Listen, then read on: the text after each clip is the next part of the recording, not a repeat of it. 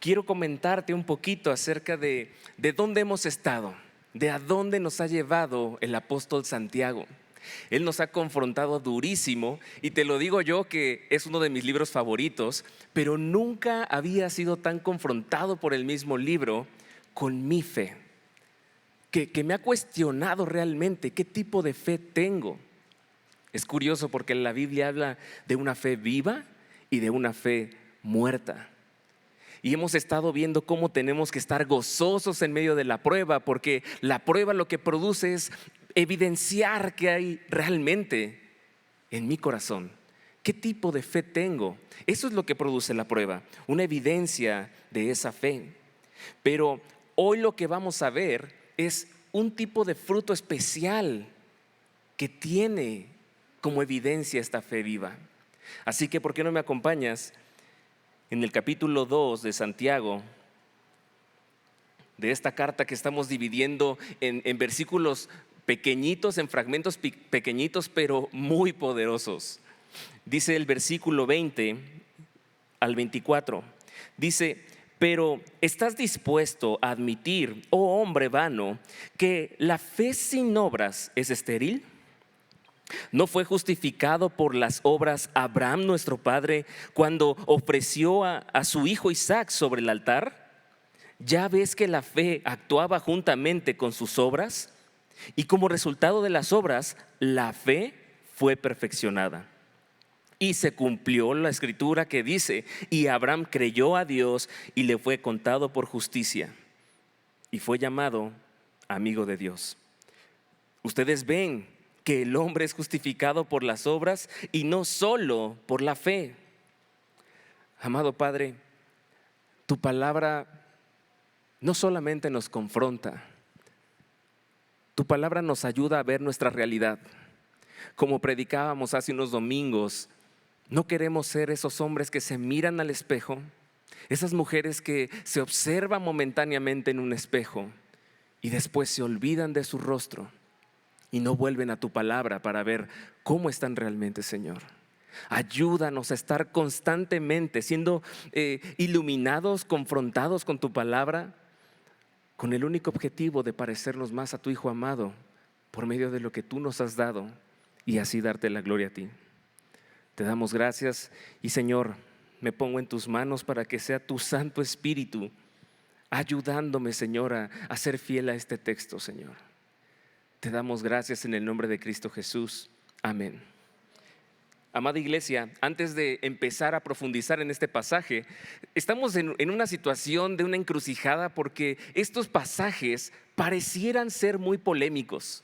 Tenemos al apóstol Pablo que nos está diciendo que la salvación es solamente por fe. Muy bien. Pero pareciera que el apóstol Santiago está diciendo: no solo por la fe, sino por las obras también. Y quiero animarte a que podamos entender el pasaje desde un contexto. A veces cometemos el error de aislar versículos de la palabra, a lo mejor compararlos sin contemplar y tomar en cuenta su contexto.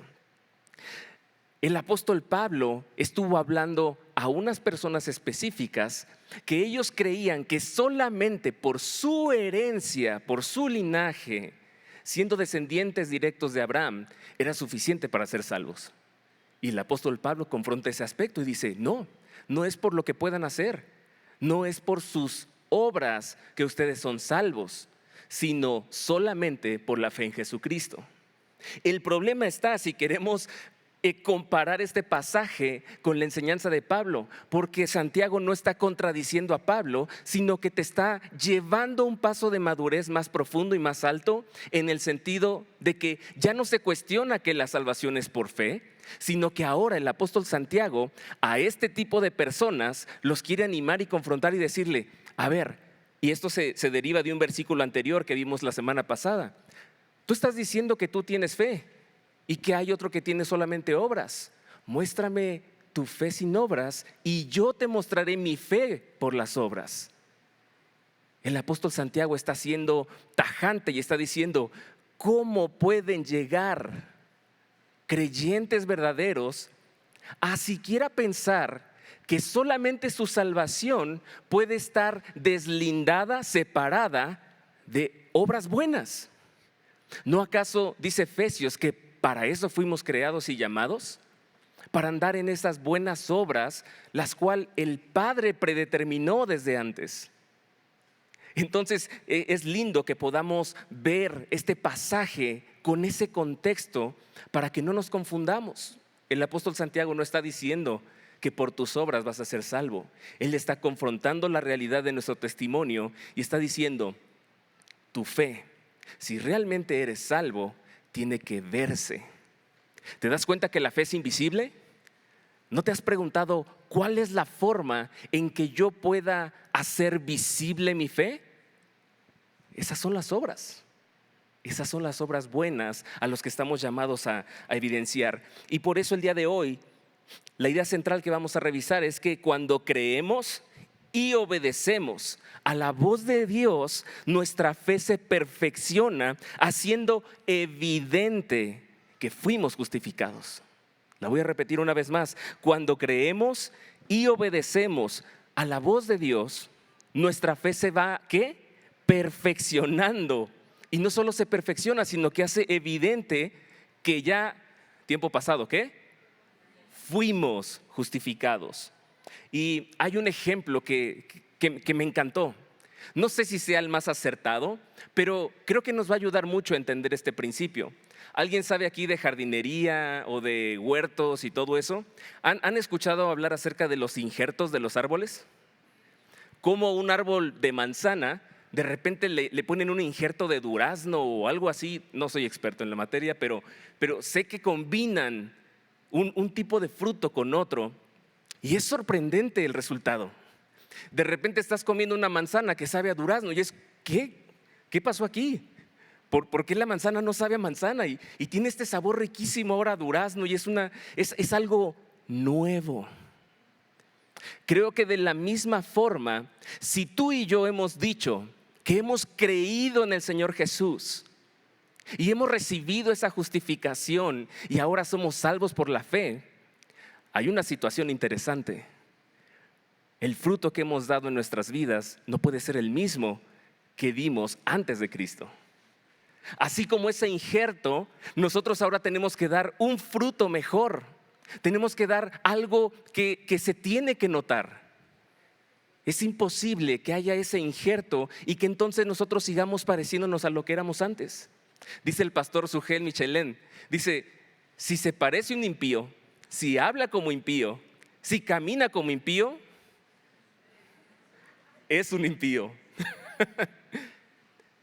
Pero parece chiste, pero a veces habemos muchas personas en la iglesia, incluso pastores, que caminan como cristiano, aprendieron a hablar como cristiano, pero ¿sabes qué es lo triste? Que su corazón está tan alejado del Señor. Porque no solamente han creído o tal vez creyeron que son salvos, pero no hay un fruto que esté dando evidencia de esa fe viva. Y es muy triste. Es muy triste cuando nos quedamos en el plano de solamente creer en Jesucristo. ¿Recuerdas cuando la palabra nos decía versículos anteriores? Tú crees que Dios es uno, bien haces. Es correcto. Pero ¿sabes qué? Hasta los demonios creen y tiemblan. No es solamente un asunto de creer. Nos está diciendo que es imposible que estén desconectadas estas obras buenas cuando realmente el árbol está vivo, cuando realmente la fe es viva. Así que lo que vamos a ver como primer punto es que una fe viva se refleja cuando le creemos al Señor, pero también le obedecemos. Versículo 20 dice, pero ¿estás dispuesto a admitir, oh hombre vano, que la fe sin obras es estéril? El apóstol Santiago está dejando ya el argumento final. Es como la conclusión de lo que estaba diciendo. A ver, ya te expliqué que no pueden estar desconectados. ¿Estás de acuerdo en que en admitir que la fe, si no tiene obras, es como una fe muerta, que no tiene impacto? Es muy curioso este pasaje porque habla de esterilidad, habla de una tierra no fértil, una tierra donde no puede haber fruto, donde no puede haber vida. Pero el fruto del Espíritu Santo es todo lo opuesto, es todo lo contrario. ¿Cómo puedes? No sé si les ha pasado, pero se nota mucho con la hierba. ¿Te has topado con hierba que sale en las banquetas? Es como, ¿de dónde rayos? ¿Cómo le hizo para el cemento permitir que saliera? La vida no se puede contener. La vida tiene una naturaleza que sale. Es como, me ha pasado ver cuando vas de viaje y ves estructuras así en ruinas y de repente en el techo ves un nopal que está ahí y dices, ¿cómo rayos llegó arriba y en el techo, en el cemento? ¿De dónde? La vida tiene esa característica y es que no se puede esconder. Si no, pregúntale a un niño de 1 o 2 años, lleno de vida, no se puede esconder, está toda la energía. Y de esta misma manera está diciendo, ¿te crees el cuento de que eres muy espiritual y no obras en amor para con tus hermanos? ¿Te crees el cuento de que solamente aislado en tu casa, orando y orando y orando, pero no extendiendo gracia, perdón, misericordia a los hermanos? ¿Tendrás una fe verdadera? ¿Tendrás una fe viva? Es muy duro este principio y no quiero que suene a regaño, mis hermanos, porque creo que el apóstol Santiago no nos está regañando, nos está animando a que reaccionemos, a que podamos ser esos hacedores y no solamente oidores. ¿Te das cuenta cómo toda la columna vertebral de estos pasajes de esta carta es una fe íntegra? Y creo que como creyentes nos falta mucho eso. Nos falta que lo que estamos profesando realmente lo llevemos a la práctica. ¿No les ha pasado escuchar estos argumentos de personas ateas? De yo no creo en Dios porque, y entonces ¿por qué hay tanta hambre? Sí, pero le preguntas a la misma persona, ¿cuándo le llevaste de comer al enfermo? A la viuda, al huérfano. Ah, no, le toca a Dios. ¿Y cómo le va a hacer Dios? Si no por medio de sus manos y pies que somos nosotros. A veces nos conformamos con solamente hablar de lo que creemos, pero nos tardamos para actuar. Y el apóstol Santiago está diciendo, tú que sabes hacer lo bueno, ¿por qué no lo haces? Más adelante vamos a ver eso en las siguientes predicaciones. Pero estamos viendo cómo una fe que no produce obras es una fe que no tiene fundamento. Al igual que ese injerto del cual te hablé hace rato, que cambia, transforma la naturaleza de un árbol y produce algo nuevo, la fe genuina cambia la naturaleza del creyente y da una transformación que, ojo, se refleja en obediencia. ¿Te has dado cuenta de algo? Puedes estar en un huerto y puede venirse un tormentón, de esos que alcanzas a ver y a veces ni te da tiempo de correr bajo el techo. Y por más intensa que sea la tormenta en ese huerto, el fruto del árbol no cambia, ¿o sí? ¿Acaso de repente viene la tormenta e iba a salir una papaya y de repente ¡pum!, vino la tormenta, sacudió el árbol y salió una sandía? Es ilógico. Asimismo, para nosotros, las pruebas, por más difíciles que sean, ¿por qué cambiarían el fruto de nuestra fe?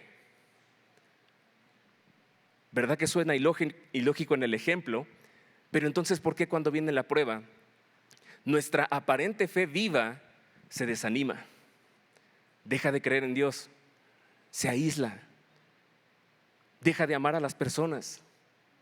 ¿Cómo es posible que la tormenta pueda cambiar el resultado del fruto que por naturaleza el árbol tiene que dar?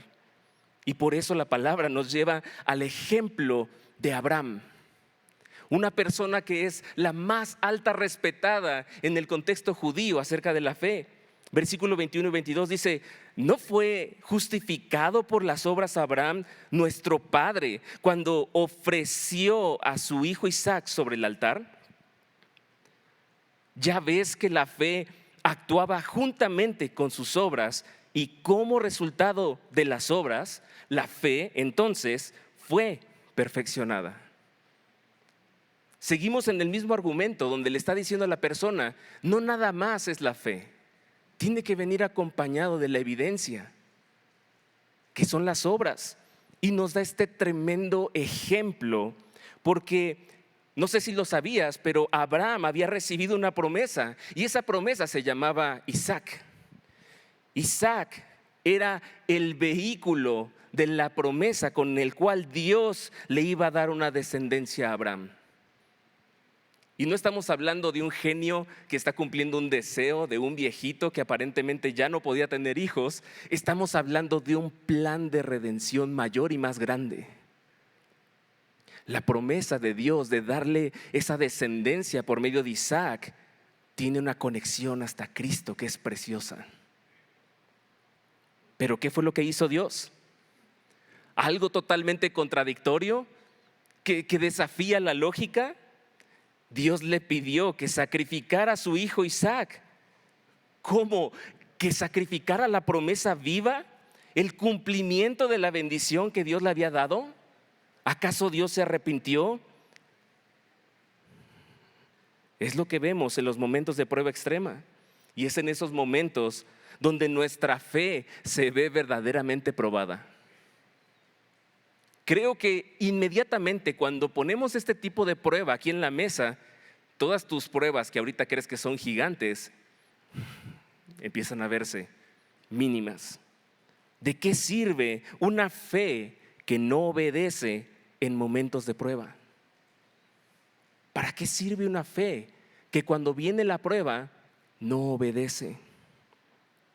Abraham tenía fe, pero su obediencia fue perfeccionada a través de la obediencia y de la acción, de él tomar pasos, de él actuar en base a esa fe. Lo triste es que cuántas veces nuestra fe entra en duda cuando lo que Dios pide va en contra de nuestra lógica natural. ¿Por qué automáticamente, en lugar de seguir el ejemplo de Abraham, nosotros cuestionamos? No, Señor, creo que me estoy sugestionando. Creo que no me estás pidiendo eso. No, tú eres bueno. Si tú, no me puedes pedir esto.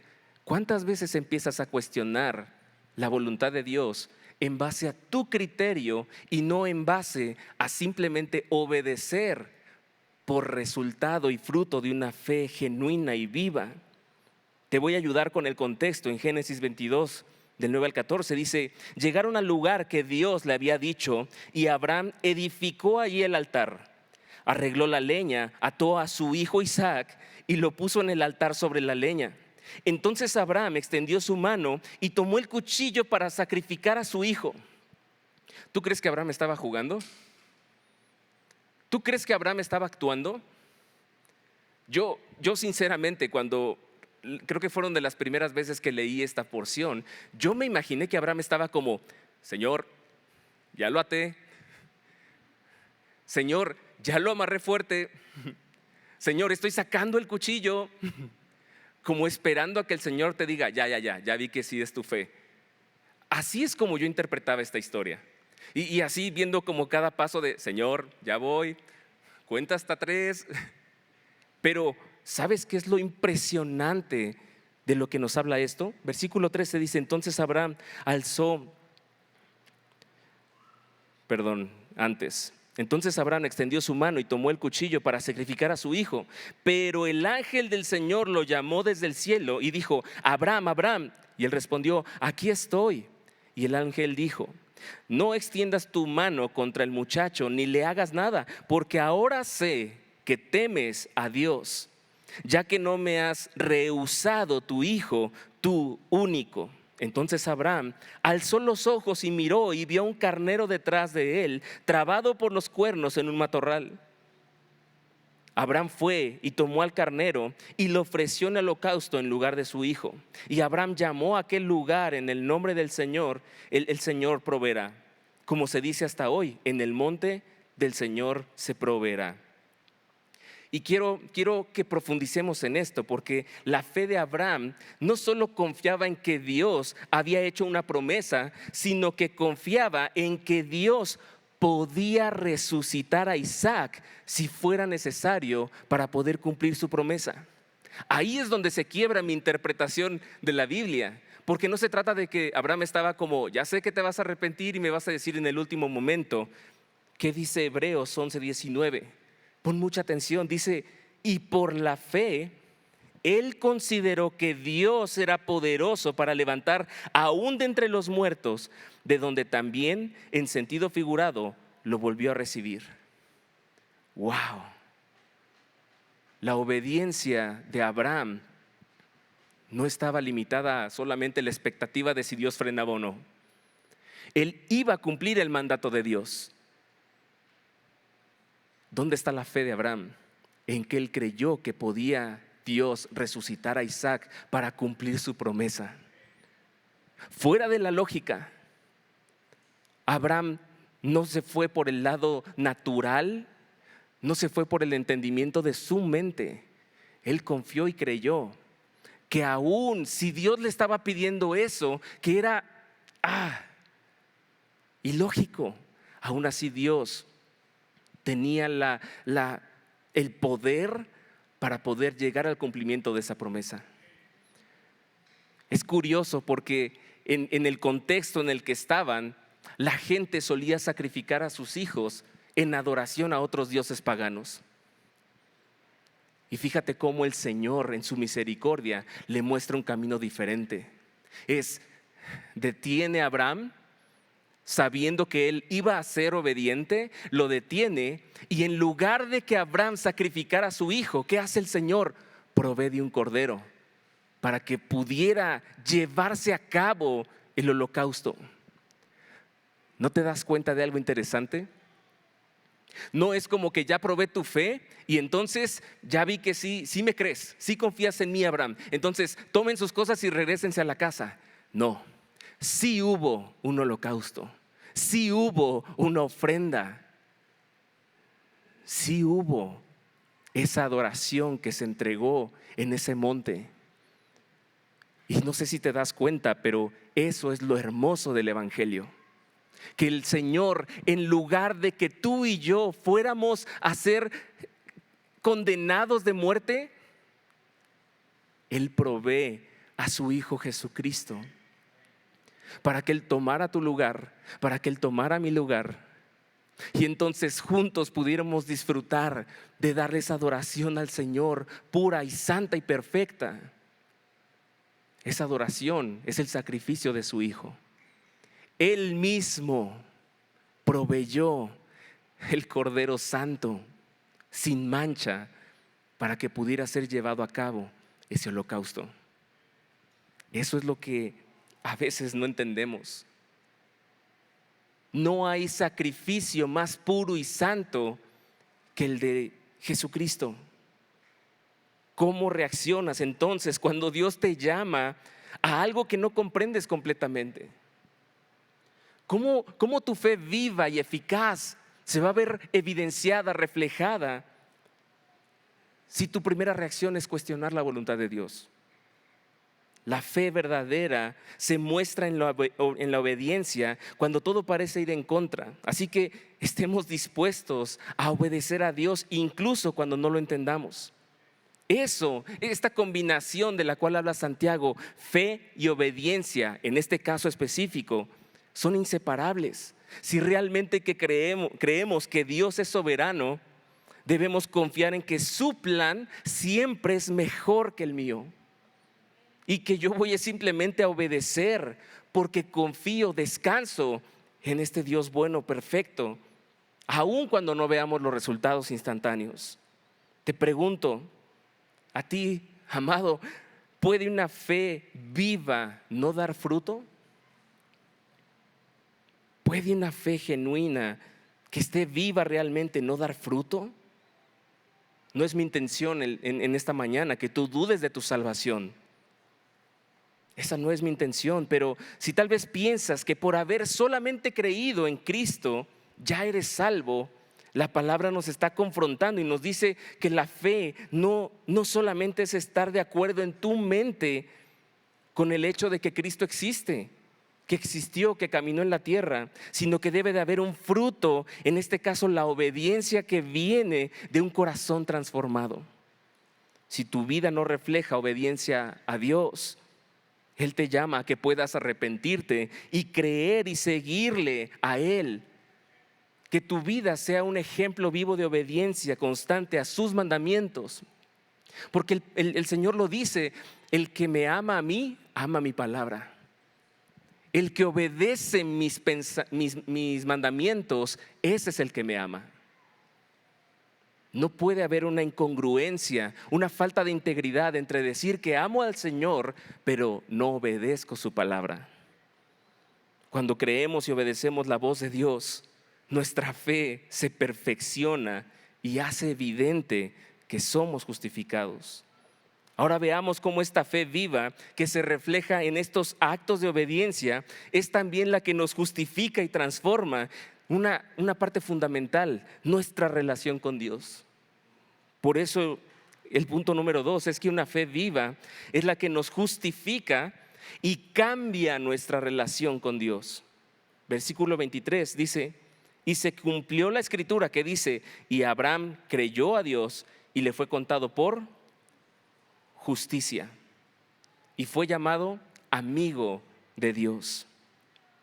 Amado, la fe viva tiene el poder de transformarnos y pasarnos de ser enemigos a amigos de Dios. Esto es algo sorprendente que podemos ver en Romanos 5, versículo 10 al 12. Dice: porque si cuando éramos enemigos fuimos reconciliados con Dios por la muerte de su Hijo, mucho más, habiendo sido reconciliados, seremos salvos por su vida. Y no solo esto, sino que también nos gloriamos en Dios por medio de nuestro Señor Jesucristo, por quien ahora hemos recibido la reconciliación. No solamente se trata de creer, no solamente se trata de que nuestra fe viva sea evidenciada a través de las obras buenas que hacemos, para las cuales fuimos llamados. También se trata de que reflejemos esta amistad que tenemos ahora con Dios, que ya no somos enemigos, que ahora hemos pasado a ser amigos de Dios. Este versículo puede parecer desafiante si no se comprende correctamente. Pero como te decía hace un momento, Santiago no está contradiciendo lo que Pablo enseña sobre la justificación por la fe. La justificación es por fe, pero la fe que nos justifica es una fe que se demuestra con obras.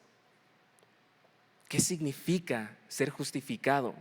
¿Por qué fue Abraham este ejemplo de justificación por fe? Bueno, es que la justificación implica ser declarado justo, no por nuestras obras, sino porque la fe en Cristo nos coloca, nos posiciona de ser injustos a pasar a ser justos ante Dios. Es algo sorprendente, porque no depende de ti y no depende de mí. Depende de haber creído, puesto nuestra fe, amar al Señor nuestro Dios con todo nuestro corazón y con toda nuestra mente, y entonces amar al prójimo como a mí mismo. Es entender que fue la obra de Cristo quien ahora me permite estar en esta posición de justo. Y es que la fe de Abraham fue la fe que lo llevó a esa obediencia radical, una obediencia que lo colocó en la posición de ser llamado amigo de Dios. ¿Te imaginas? Te pregunto a ti, ¿te mueve algo esta frase, ser amigo de Dios? El problema es de que a veces nos sentimos que somos muy buenos, religiosamente hablando. Y es como, claro que soy amigo de Dios, ¿por qué no debo de serlo? Si yo hago toda mi tarea espiritual, si yo no peco como el otro hermano que peca peor que yo. Y eso empieza a minimizar la santidad de Dios. Pero para que tú y yo fuéramos llamados amigos de Dios y no enemigos, se pagó un costo enorme. No había posibilidad de que tú y yo pudiéramos ser amigos de Dios, porque evidentemente el pecado que mora en estos miembros es lo que nos separaba de esa realidad. Por eso la fe verdadera no solamente es creer en Dios, sino que se alinea la persona a la voluntad completa del Padre, lo reconoce como su único Señor y Salvador. ¿Y sabes por qué? Porque Jesucristo es nuestro ejemplo, porque Él nos mostró cómo esa obediencia perfecta, al pie de la letra, es nuestro testimonio que tenemos para poder vivir de la misma forma, ayudados por el Espíritu Santo. Por eso tenemos que poner nuestra fe, nuestra confianza en Él. ¿Recuerdas a Pedro cuando el Señor Jesús le pidió que caminara por las aguas? ¿Qué fue lo que lo hizo poder caminar sobre las aguas sino la fe? Fue la fe en lo sobrenatural, en creer la palabra de Cristo. Pero no solamente bastó la fe, Él tuvo que saltar. Él tuvo que saltar y dar ese paso. ¿Cómo hubiera sido esta situación? ¿Le hubieras creído a Pedro si no hubiera saltado al agua? ¿Creerías que era una fe viva, genuina? Sí, Señor, mire, sí te creo que voy a caminar por el agua, solamente que está muy fría y no me gusta. Pero sí te creo que puedo caminar por las aguas. Quizás intentemos después. ¿Tú crees que esa es una fe viva? De la misma manera, el Señor te está confrontando y te está diciendo: hey, yo te puse a esta persona para que pudieras extenderle gracia. ¿Dónde está la evidencia de tu fe viva? Oye, yo te puse a esta persona insoportable para que tú pudieras enseñarle cuál es el verdadero trato que un hijo de Dios tiene que darle a las personas. ¿Dónde está tu fe viva? Te puse en medio de una prueba donde tu fe se iba a poner a prueba para ver si hacías lo correcto o lo incorrecto. ¿Dónde está tu fe viva? Muéstrame tu fe con tus obras, esas obras que están garantizando que hay una transformación natural, genuina. Pero si tú no has aceptado a Jesucristo en tu corazón, no hay ningún tipo de obra que pueda acercarte y reconciliarte con Dios Padre si no es por medio de Jesucristo, de su único camino. Por eso es necesario que creamos, pero no solamente creer, sino obedecer a la voz de Dios, porque ahí es donde nuestra fe genuinamente se transforma y se hace evidente esa justificación. Por eso siempre, mi amado, hablamos acerca de la persona de Cristo. Porque venir aquí no se trata de que te lleves un manual de vida. No se trata de darte fórmulas para que vivas en la semana. Se trata de que conozcas personalmente a Dios y esa fe de haber creído en Él, de haber creído y agradecido por la obra de Cristo. Esa justificación que recibimos entonces transforma todo tu ser y produce el fruto que es necesario ver en los creyentes. ¿Qué estás haciendo para que Cristo se esté reflejando en esta zona en la que vivimos? ¿Qué estás haciendo para que Cristo sea reflejado en tus acciones? ¿Qué estás haciendo con esa fe que el Señor te ha dado para que puedas ir y obrar y tomar esos pasos? ¿Qué necesitas para poder reflejar a Cristo si Él ya te dio su Santo Espíritu? Por medio de la obediencia de Cristo, nuestra fe es continuamente perfeccionada. Te invito a que puedas mirar la vida de Cristo en su palabra y que puedas ver cómo se ve una verdadera fe genuina, cómo se ve una verdadera fe que no duda de las promesas del Padre, cómo se ve una fe genuina que es sacrificial, que no hace solamente lo que te conviene o priorizándote a ti, sino todo lo contrario. Una fe viva que descansa en que Dios cuida de nosotros y entonces nosotros podemos cuidar de los demás. En que Dios nos provee a nosotros para que nosotros podamos proveer a los demás. En que Dios nos ha perdonado a nosotros. ¿Para qué? Para que podamos perdonar a los demás. En que Dios nos ha amado a nosotros y depositado ese mismo amor para que nosotros podamos amar a los demás. Mi pregunta para terminar es: ¿tienes una fe viva? ¿Hay evidencia de ese fruto? ¿Está la obediencia al Padre siendo tu bandera el día a día? Si eres creyente, ¿cómo se está reflejando en tu fe que confías en el Señor? ¿Cómo en las decisiones que tienes que tomar el día a día se ve que tienes esa fe viva? Y si no has puesto tu confianza, tu fe en Cristo Jesús, quiero invitarte a que hoy sea el día en que puedas experimentar esta transformación genuina de tu vida, por una fe que no solamente crea, sino que también es evidente por medio de su obediencia. Porque cuando creemos y obedecemos la voz de Dios, nuestra fe se perfecciona, haciendo evidente que ya fuimos justificados.